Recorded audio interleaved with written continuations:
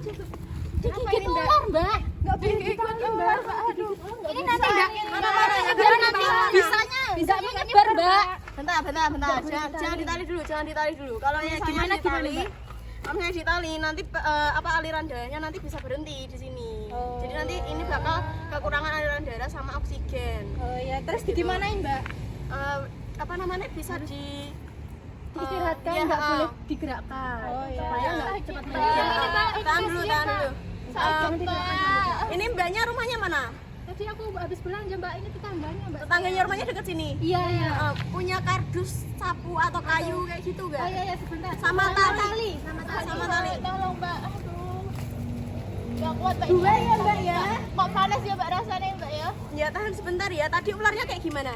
Aduh, nggak lihat tadi gimana ya ular. Warnanya? Ada kayu, Mbak, kayu. Kayu yang panjang. Bilang kuning gitu kayak Bilang kuning. Tahu, nggak lihat ternyata. Terus kok rasanya jalan kok rasanya tiba-tiba keras dikit, Mbak, kayunya, Mbak. Kayak ada ya, tak kirain kayak kayu, Mbak. Ternyata terus ada kayak terus gerak-gerak gitu semak-semaknya. Ya, oke bentar. Ini Ahmed ya, ini roknya bisa dinaikkan boleh? Iya, Mbak, boleh, Mbak. Permisi ya. Iya, Mbak.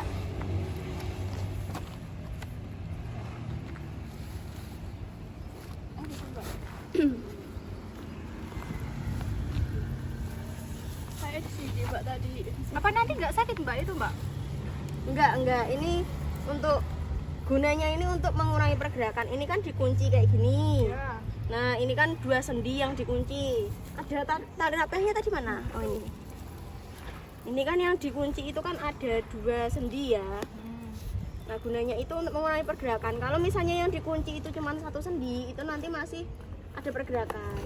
Paham maksudnya persendian enggak? Jadi ini loh, ini. Oh, ini sama ini. Jadi ini nggak boleh gerak ya? kalau misalnya gerak nanti malah takutnya itu racunnya menyebar lebih cepat. Kok heboh kak ya, Mbak? Ya tahan sebentar ya. Mbaknya ini salah satu bisa tolong telepon ambulan, Mbak? Oh, bisa. Sama ini keluarganya sudah dikabari belum? Mbaknya tetangganya, Mbak? Iya. Bisa tolong teleponin anaknya atau di itu ya panggilin anaknya ya? Iya, boleh tak panggilin dulu. Iya, dikabari dulu anaknya. Halo? Iya, Pak, selamat siang. Ini ada orang yang kegigit ular, Pak. Ini ada di daerah sekitaran pojokan kos Home Sweet, Pak. Oh, baik, nanti saya serok ya, Pak. Baik. Terima kasih, Pak. Sebentar ya, Mbak, tak panggilkan keluarganya ya. Iya, Mbak. Iya. Ya, Mbak, cepet, Mbak. Mana ibu saya, Mbak? Ya Allah, Ibu. Duh, ya Allah.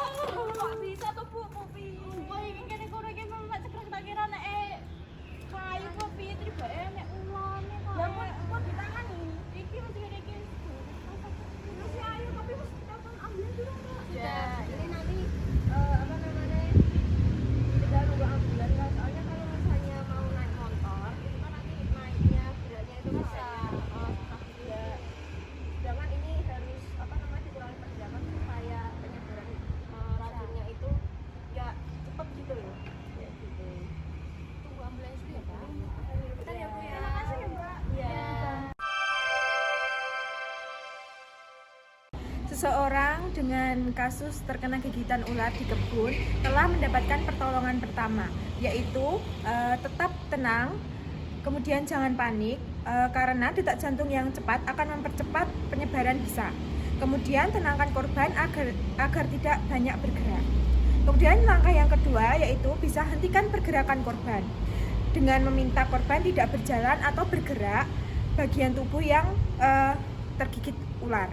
Kemudian bila memungkinkan tidurkan korban dan pastikan bagian yang tergigit lebih rendah dari jantung. Dan jangan lakukan hal-hal yang bisa membuat kondisi semakin parah. Dengan 1, jangan mengikat terlalu kencang. Kemudian yang kedua, jangan menghisap luka. Kemudian yang ketiga, jangan memotong luka. Dan yang keempat, jangan oles bahan tradisional atau obat tanpa anjuran medis.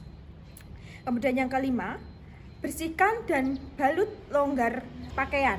Kemudian ini bisa dengan bilas luka dengan air bersih atau sabun ringan, tapi jangan digosok ya.